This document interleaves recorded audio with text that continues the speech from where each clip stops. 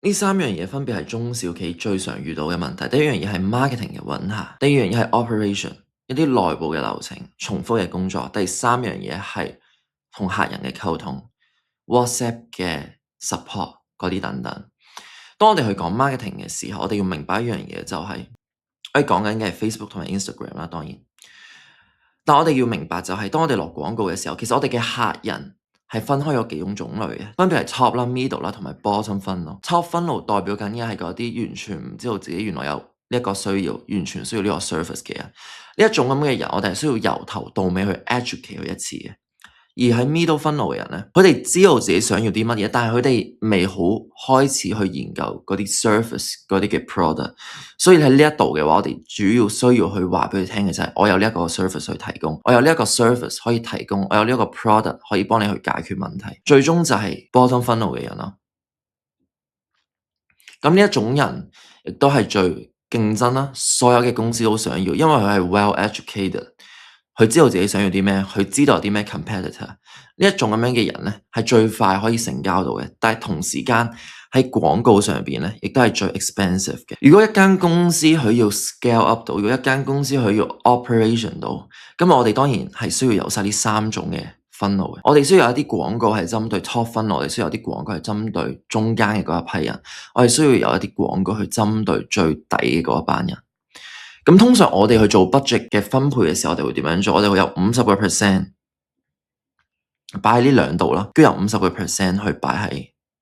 最終嘅嗰一度。對於細公司少少嘅人嚟講，我哋甚至可能會將80%去放喺呢一度，跟住20%放喺呢一度。點解對於細公司嚟講，我哋會咁樣做？我哋唔會將啲預算擺 top funnel 同埋中間嘅嗰一班人嗰度咧，原因好簡單，就係雖然睇落去好似中間同埋最頂嘅嗰班人係有好多 right， 但係實際上嗰一班人係最難去 convert 咧，係需要花最多嘅 effort 去 convert 嘅。但係對於細公司嚟講，我哋根本都冇咁多資源去做呢一啲咁樣嘅嘢 right， 所以我哋通常會將啲資源全部放翻喺最底嘅嗰一班人嗰度。另外一樣嘢就係我想強調嘅就係，隨住公司慢慢變大，隨住我哋嘅 sales 想去 scale up 嘅時候 ，top 同埋 middle 嘅分流係必須要嘅。Alright， 咁呢樣嘢可以點樣通過 AI 去解決咧？首先第一樣嘢就係我哋需要明白 AI 佢可以做到啲乜嘢。第一樣嘢 AI 佢可以 generate 到廣告啦、文案，可以 generate 到一啲圖片，佢可以幫我哋去分析，佢可以幫我哋去睇數據。OK， 圖啦，跟住幫我哋 push 啦，幫我哋去分析。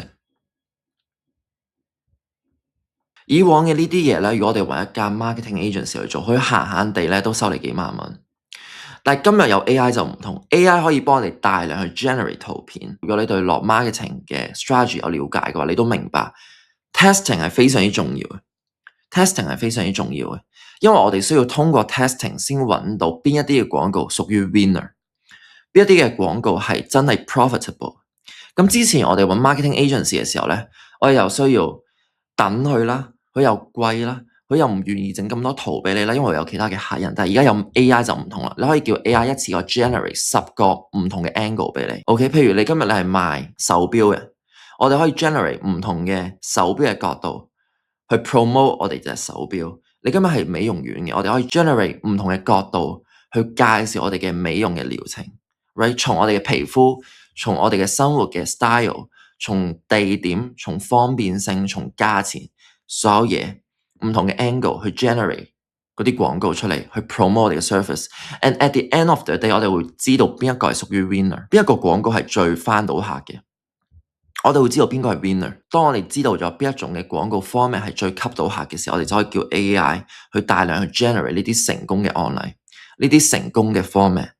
去令到我哋可以喺好短嘅時間內 scale up 到。And 我可以話俾你聽，做數據，基本上同我哋合作嘅客人，佢哋嘅平均嗰個 sales 係 increase 咗，個 booking rate 啦，冇講 sales， 佢哋嘅 booking rate，OK， 係 increase 咗30%，就係通過呢個咁簡單嘅方法，就係咁簡單，去大量去 generate 廣告，去大量去 test， 你唔需要用好多錢去 test， 一日可能300-400蚊、200蚊就已經可以 test 到好多嘅廣告。你一日之後你就會知道邊一啲廣告係 perform 得好，邊啲廣告係 perform 得唔好。我哋會 turn off 嗰啲 perform 得唔好嘅廣告。OK， 去令到真正嗰啲 winner 可以幫我哋去吸客。當我哋明白咗呢一樣嘢之後，我哋就會去到內部嘅 operation。喺 operation 嗰度，其實我哋嚟嚟去去都係做幾樣嘢嘅啫，就係嗰啲文書處理啦、paperwork 啦，或者一啲 Excel 啊、一啲 accounting 嘅嘢啦。對一啲細公司嚟講，咁其實對於我嚟講咧，即係我相信大家都明白呢樣嘢係 nonsense 嘅。你去請一個人翻嚟去處理一啲完全冇辦法幫公司 provide 到 value 嘅 work 出嚟 ，right？你叫條友去幫你入 Excel， 佢係冇辦法幫公司賺到任何嘅錢嘅。但係呢一 part 我哋其實可以用 AI 去做啊嘛，我哋可以叫 AI 去幫我哋去入資料，我哋可以叫 AI 去幫我哋 copy and place，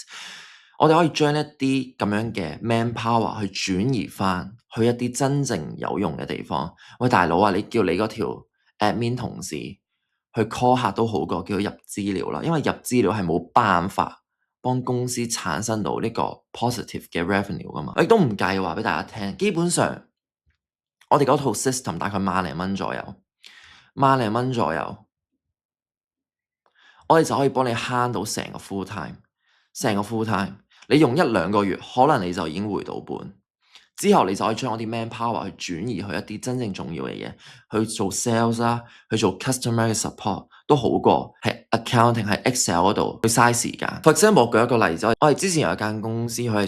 係做室內裝修嘅嗰啲，佢係做室內裝修，咁我係要出 quotation 咁樣啦，佢有張 master 嘅 Google Sheet。Right， 咁佢嘅同事就每一次 quotation 嗰陣時都要抄翻嗰張 master 嘅 Google Sheet 去揀翻嗰啲內容，揀完嗰啲 item 之後，揀完嗰啲內容之後就 base on 嗰一啲嘢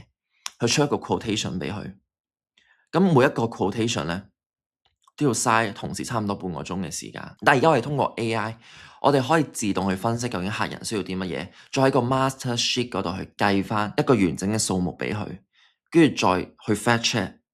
check 完咗之後。冇問題，我哋先俾客人。喺咁樣嘅情況底下，我哋原本可能需要嘥30分鐘先做到嘅 quotation， 我哋而家2分鐘就搞掂。個客人就係需要去 check 一次，而家啲同事淨係需要簡單咁 check 一次，確保嗰啲數字係啱嘅，就冇問題。So 當你明白咗呢個 power， 我哋而家就可以去第二樣嘢，亦都係最後嗰一樣嘢，就係 customer 嘅 support。咁喺 customer support 嗰度，其實我哋可以分幾樣嘢啦。第一樣嘢就係 lead 嘅 follow up， 第二樣嘢就係 WhatsApp chatbot 嗰啲。我唔知道大家點樣睇 lead follow up 啦。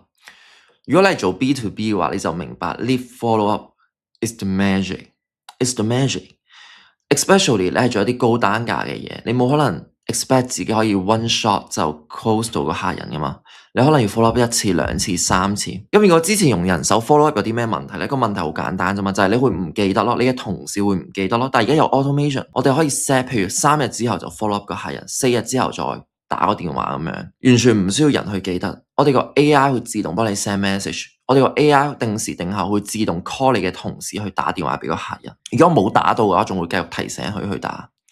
喺咁樣嘅情況底下，我哋嗰個 conversion rate 係咪會上升？大家可以諗下，你哋有幾多嘅客人係因為你哋冇及時去 follow up， 所以個客人走咗去其他公司嗰度？我相信有好多。Right， 我哋可以instantly 通過呢一個咁樣咁簡單嘅 automation 就幫你 boost 到你哋嘅 revenue， 可能20到30%，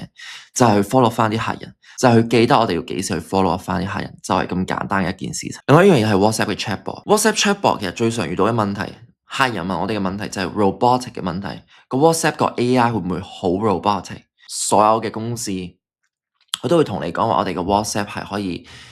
有個 database 可以俾你哋擺嘢，可以去調校。Right， 我相信每一間公司都會咁樣講。應該你有了解過出邊嗰啲 AI service 嘅 provider， 但我哋完全係 next level。我哋講緊嘅唔係呢一啲咁樣嘅，我哋係可以逐個字、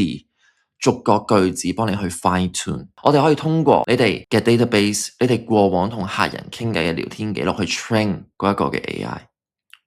去令到個 AI sound like a human。呢個係我哋 normally 平時會做嘅嘢，所以喺呢一方面嘅話，大家可以睇我哋嘅 portfolio， 你就會明白，我哋淨係通過呢一啲咁樣咁簡單嘅 automation， 我哋可以令到一間公司個 revenue 喺短時間內2-3個禮拜內可以提升幾多。我係強烈建議大家去比較下我哋嘅 result 同埋我哋其他行家嘅 result， 我係 welcome to comparison 嘅。所以 so far 其實我想講啲咩咧？我想講嘅就係個 AI。佢而家已經唔再係一啲淨係好似 ChatGPT 咁樣，而家 AI 其實佢可以幫你做到好多好多好多嘅嘢，而且呢一啲嘢係 suppose 被 AI 做嘅，一啲低價值、低效率嘅嘢係應該要等 AI 去幫你做，因為你會發現 AI 去做得比你更加好，而且比你更加快，而且比你去揾一條友去做更加平。呢樣嘢就係我想強調嘅嘢。最後我想講嘅就係而家嘅 AI， 2026年嘅 AI 就好似2000年嘅 Internet 咁樣。OK，如果你3年4年之後你先去 adopt AI， 你就會好似當初2000年咁樣，你會 miss 咗成個上升嘅趨勢。我哋而家同緊3間嘅上市公司合作，同埋幫助咗無數間嘅中小企，通過 AI automation 去 improve 佢哋嘅 efficiency， 去 improve 佢哋嘅 revenue， 佢哋嘅 sales， 佢哋嘅 booking rate。我哋做過美容院、教育、保險、電商等等嘅行業，我哋有大量 experience 去知道你哋嘅行業究竟要點樣做，你哋嗰個 sales funnel 係點樣。OK，所以如果你唔想去 miss 咗呢一個趨勢，你唔想去嘥咁多嘅錢去做一啲重複嘅嘢，你想去 improve 你公司嘅 efficiency， 喺下邊去同我哋 book 一個 meeting， 我哋嘅團隊同埋我會親自去幫你哋分析下你哋而家嘅公司流程，睇下有冇啲咩地方係可以 improve 到嘅，利用 AI 嘅 automation。So with that said，我哋 meeting 嗰度見。